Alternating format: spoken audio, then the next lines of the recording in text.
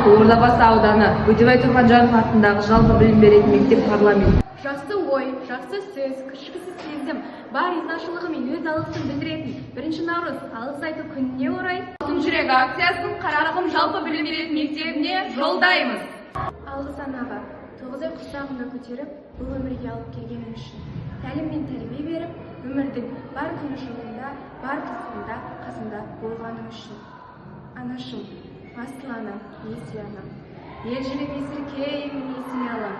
Мен үшін сен суалтқан ақ сүтіңді, ақтамастан болып жүрмін есіне адам. Алыс жолда жүрсем де арaba ашып, аға тойлап түсірмей жаның ашып. Оқытып кештеу барған хаттарымда, отырмысың үрпиіп жаның ашып. Анашым, қайда жүрсем сен құшарым, дидарыңды сүйемін мен құшамын. Қайда барсам өзіңдей қарсы алады кең байтақ отанымның кең құшағы. Құрметті дос-жарандар, сіздерді 1 наурыз алғыс айту күнімен құттықтаймыз. Дендеріңізге саулық, отбасыларыңызға амандық тілейміз. Көктемнің алғашқы күніндей гүлдей құлпырып жүріңіздер. Шын ризамыз.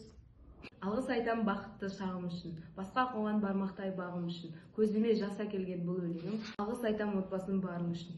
Сізге мың алғыс, шәкіртке болған шапағат. Білімнің жарық сәулесі жүрекке мәңгі жанады дей отырып, барлық ұстаздар қауымына үлкен алғыс айтамыз.